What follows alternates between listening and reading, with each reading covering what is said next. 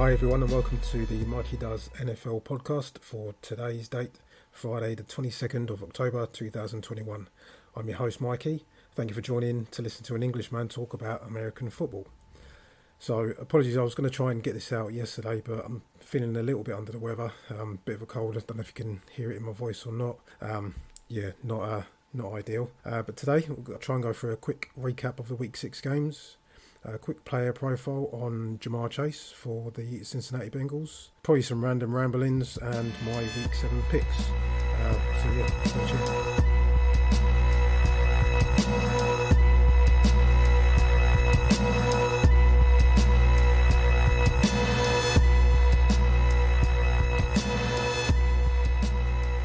Okay, so recap of the previous week, recap of Week 6. So with my picks last week, I went 12-2.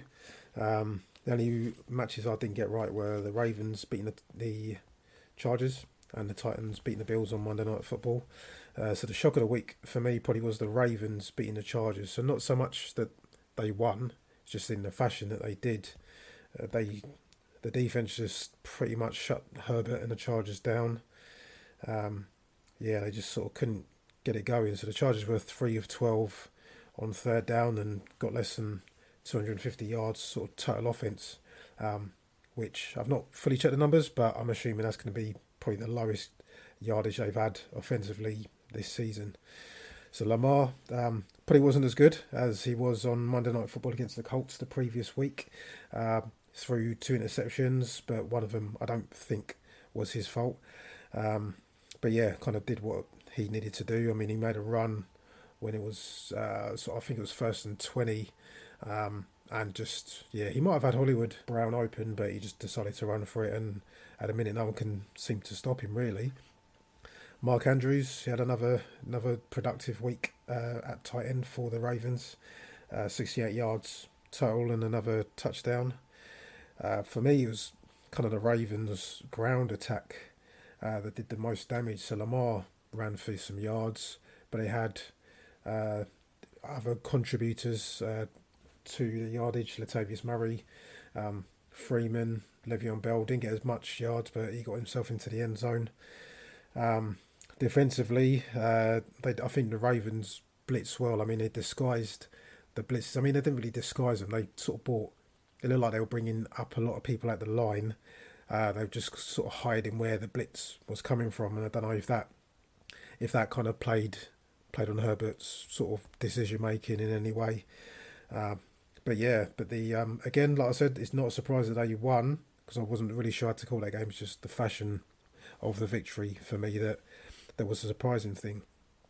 So the other games, we had dominant wins for Kansas City, the Rams, the Colts, and Arizona, who remain undefeated over the Washington football team, New York Giants, the Houston Texans, and the Browns, respectively. High-scoring games, pretty one-sided. You could probably add the Bengals over the lines to that as well. Again, that was another pretty one-sided game.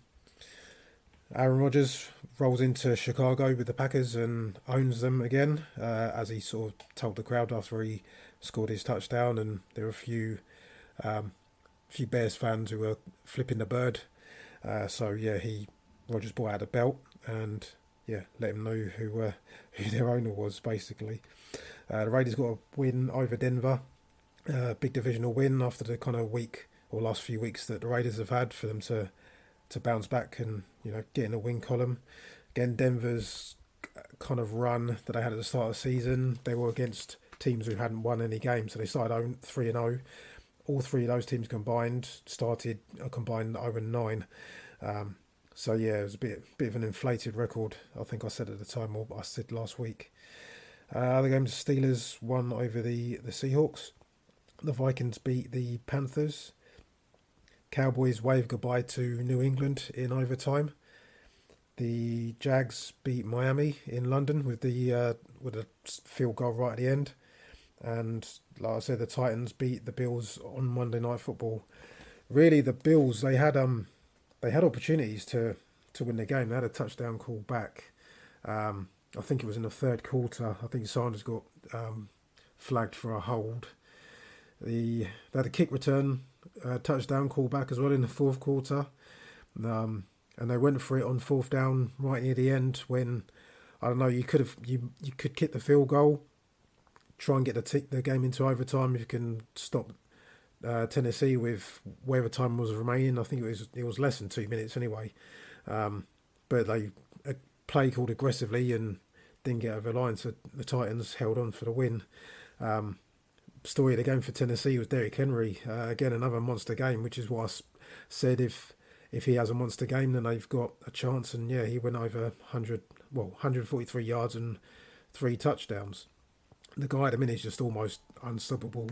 He just seems to get up to the second level, and it's hard to bring him down. I think Michael Hyde made a good tackle on him, but he still got cleaned out. I don't really know what you're supposed to do to this guy, but when Henry gets sort of again up to that second level, if he can break a tackle at that level, his speed is just deceptive. It doesn't look like he's running fast at all, but he just goes away from players. No one can really catch him. So yeah, Henry, he's rushing leader at the minute. I think the second place is probably Derrick Henry after contact. He's probably second in the league at the moment. So yeah, very hard to stop. But yeah, we'll see if Kansas City can do that this week.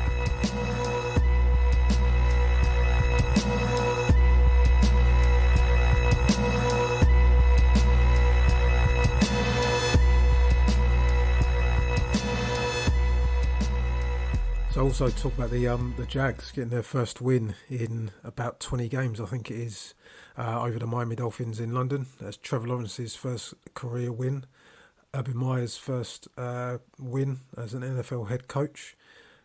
Probably a relief to him. Yeah, field goal right at the end. It was quite an entertaining game, I'd say. Again, like I said last week, not 2 teams who are the best in the league. Pretty terrible. Like I said, Jacksonville winless for about 20 games. I think the last win they had was opening day last season against the Colts, and hadn't won up until Sunday. Field goal kicker. He clutch kick right at the end. He made one kick that looked like it was going well wide to the right. But yeah, just cut in at the last sort of second. I think he had to take a drugs test, or he's been selected to take a drugs test, a bit like Myles Garrett going sleeveless. Obviously Myles Garrett, the edge rusher for the Cleveland Browns, quite the specimen of a man. The Jacksonville kicker, probably not so much. But yeah, it might be a case where anyone who doesn't wear sleeves, they get a drug test. It's also bounce back wins for the Colts and the Chiefs. The Colts playing against the division rival, the Houston Texans. Pretty one-sided affair again. The defense shut them down. They won 31-3. Wentz looked pretty good. But yeah, Darius Leonard on the defensive side just making plays left, right and centre for the Colts. The Chiefs win against Washington.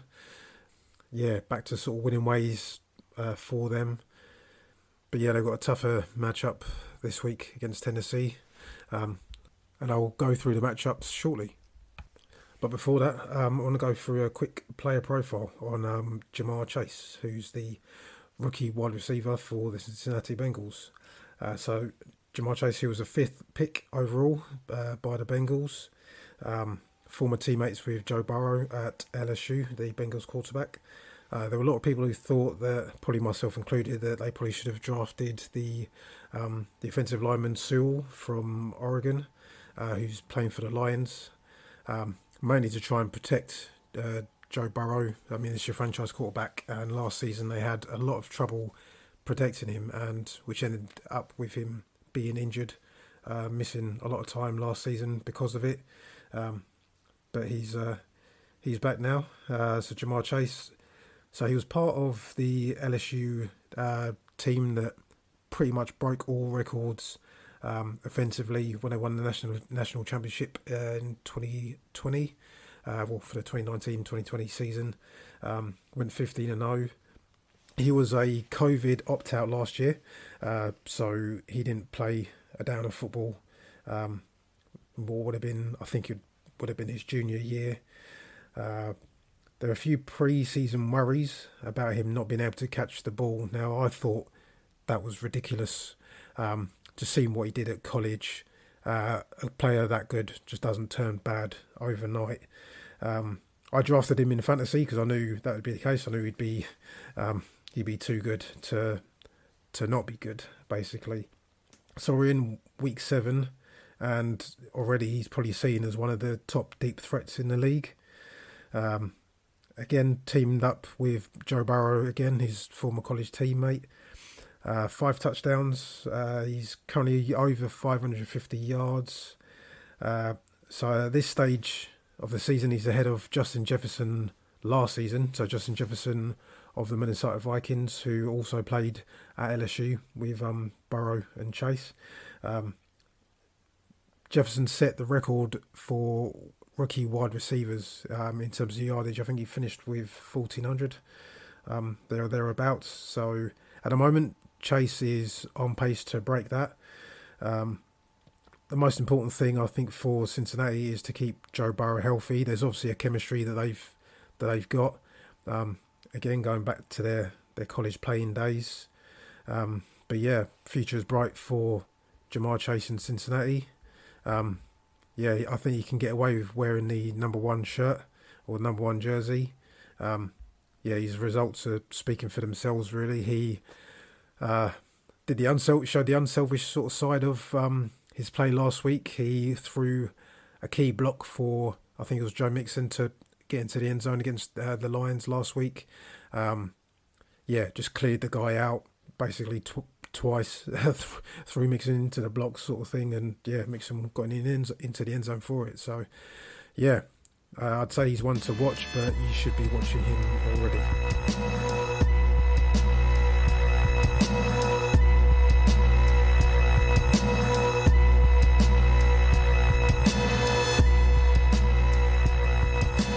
So I hope everyone's okay this week. Hope you're enjoying my ramblings about the NFL. Yeah, if you were here for the last one, I'm hoping this one sounds a bit better. If you're enjoying listening to it, then great. Thank you. Any feedback is welcome.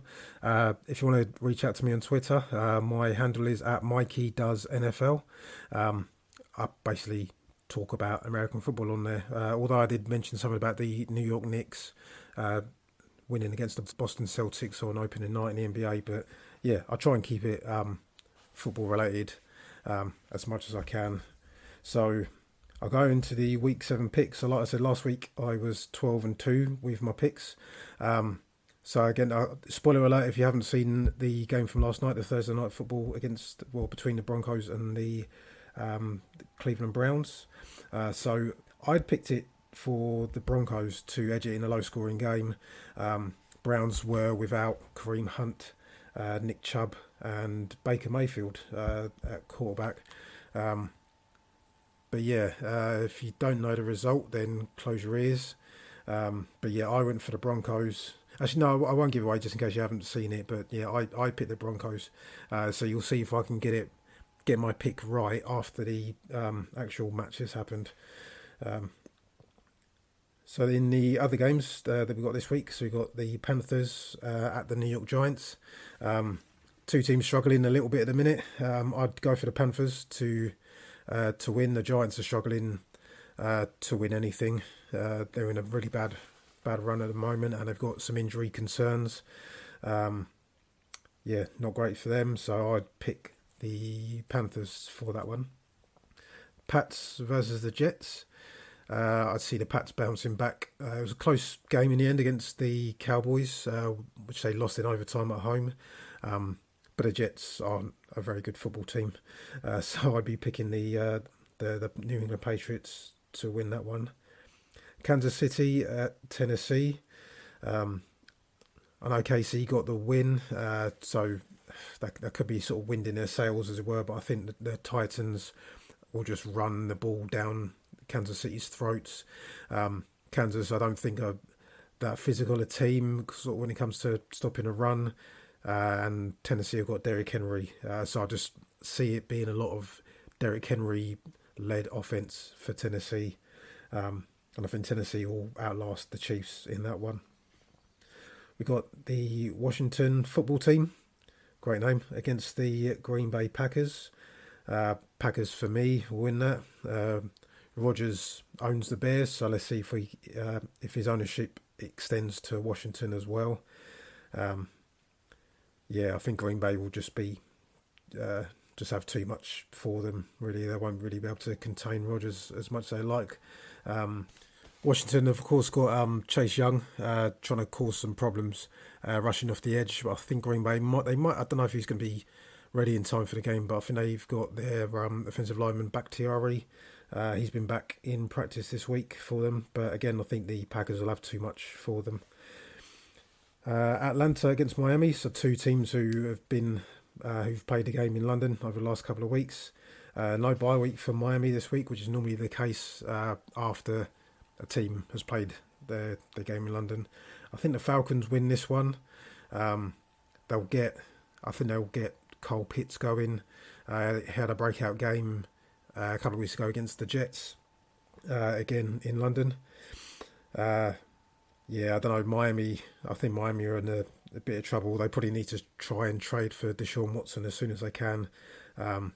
Obviously, Watson's got his kind of off-field issues that he'll have to deal with. But yeah, they kind of need to make that trade happen as soon as they can, really. Cincinnati, so yeah, Falcons for that one. Cincinnati against Baltimore. The Ravens, I'll pick for that one. That potentially could be the game of the week.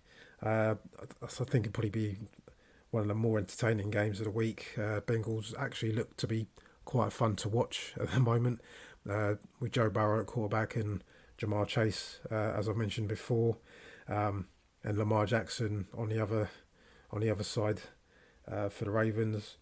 I think the Ravens win this one. I think it'd be closer than people think, but yeah, Ravens for me. Detroit against the LA Rams. So this is a game with Matthew Stafford and Jared Goff, quarterbacks for both teams, played against the team they were playing for previously. Stafford's been on fire this season. Rams look very good. Detroit are winless. Goff, I don't think has looked terrible, but the Rams defense, I think they might have a bit of a feast, as will Stafford on the offensive side of the ball. I did call it last week, Cooper Kupp to have a big game last week. He'll probably have a similar game. Robert Woods and perhaps Van Jefferson as well. Look out for him. But I think the Rams offense just looks too good at the minute. So yeah, Detroit to lose, to go 0-6, and the Rams to get another win in the win column to try and keep pace with the Cardinals in their division. The Eagles against the Raiders. For me, this is kind of an either team, really. I would probably go with the Raiders, Las Vegas Raiders, just because they're at home. That's my only kind of bit to separate either teams, I'd say. Houston against Arizona. Arizona to remain undefeated for me for this one. Houston struggling at the minute. They've got their sort of backup quarterback starting. Tyrod Taylor looks like he's probably not coming back anytime soon. Deshaun Watson is never going to play for the Texans again, it looks like. So, Arizona for me in this one. Chicago at Tampa Bay. I think the Bucks keep it rolling. Another win. Don't know if Gronk's going to be around, but they've got other weapons that they can choose from, essentially. And Brady just knows how to win these games, doesn't he? So Tampa Bay for me. Leonard Fournette seems to be the number one back for Tampa. He's been getting, a lot more carries in the last couple of weeks, or a lot more share of the snaps. Yeah, Tampa Bay for me for this one. Brings us to the Sunday night football. The Indianapolis Colts against the San Francisco 49ers. Again, this might be a tough one to call, but I think the Colts win this one. They've had some bad news with injuries to Paris Campbell and to safety Julian Blackman yesterday. I think he hurt himself in practice, and yeah, he's done for the season. Colts look like they're kind of getting it together. Although they lost to the Ravens a couple of weeks ago, they played 3 quarters of near perfect football. Yeah, I think the defense will be key for the Colts to try and confuse. It depends if they're starting Trey Lance at quarterback. Again, a rookie quarterback. You want to kind of make it as uncomfortable as possible for you. And I think Darius Leonard's going to make more plays. So the Colts for me in that one. The Monday Night Football game is the Saints against the Seahawks. I think the Saints win this one on the road against Seattle. Geno Smith did okay for Seattle, I thought, the other day. Costly sort of turnover in the game sort of ended up costing them the game, but otherwise he looks okay. I think Saints coming off the bye week. Just another week for Jameis Winston to, get more and more involved with the offense. Still missing Michael Thomas. He's still not playing. He's on the pup list still. Hopefully big games for Marquise Callaway and Alvin Kamara should see the Saints get over the line and win the game. So that was a Mikey Does NFL podcast. Hopefully you enjoyed it. Let me know. Hit me up on Twitter. And hopefully I'll see you next week. Take care.